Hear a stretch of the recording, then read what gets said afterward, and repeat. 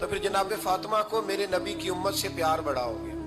امام حسن کہتے ہیں میری اماں سارے کام کرتی تھی گھر کے، میں نے سینکڑوں دفعہ یہ بات کی ہے اور میرا دل کرتا ہے روزانہ کروں، پھر کرتا ہوں۔ دنیا میں کوئی اتنا غریب ہے جس کی بیٹی اتنا کام کرے کہ ہاتھوں پہ چھالے پڑ جائیں؟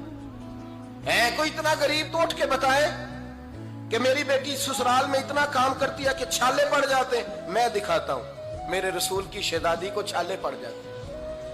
کچا مکان، جناب فاطمہ جناب فیضا آپ کی لونڈی تھی، ان سے مٹی منگاتی اور گھر میں لیپا پوتی کرتی، پھر جھاڑو دیتی۔ امام حسن اور حسین کے درمیان پورے سال کا فرق نہیں، 11 مہینے کا فرق، دونوں بچوں کو سنبھالتی۔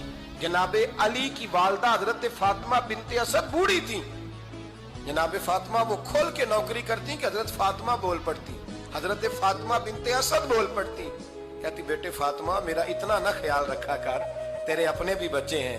جناب فاطمہ فرماتی آپ صرف علی کی ماں تو نہیں، آپ میری بھی تو ماں ہے نا۔ یہاں بیبیاں فلسفہ بیان کرتی ہیں، وہ کہتی ہیں جی کس حدیث میں آیا ہے ساس سسر کی خدمت فرض ہے؟ میں نے کہا کسی میں بھی نہیں آیا۔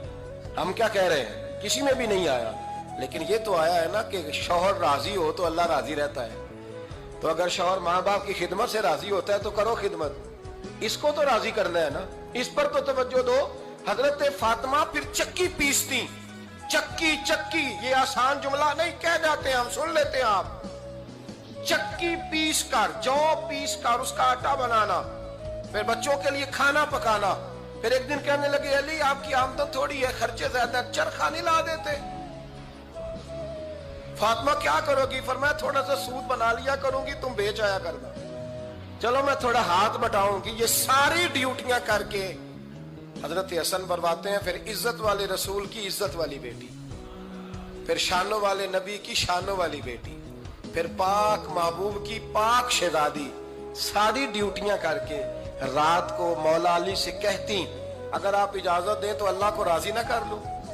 حضرت علی فرماتے فاطمہ جیسے دل کرے۔ تو امام حسن کہتے ہیں پھر میری ماں مصلی بچھا لیتی، مصلی، اور پھر ساری رات وہ نماز پڑھتی، ساری رات، اور فرماتے ہیں جب سویرے ہاتھ اٹھاتی تو پہلی دعا یہ کرتی اے اللہ میرے رسول کی امت پہ رحم فرما، اے اللہ میرے رسول کی امت پہ رحم فرما۔ تو کہتے ہیں زمانے بیت گئے یہ دعا سنتے، تو ایک دن میں قریب گیا تو میں نے کہا امی حضور کوئی دعا میرے لیے بھی کر دیں، کوئی حسین کے لیے بھی کر دیں، کوئی زینب کے لیے بھی کر دیں۔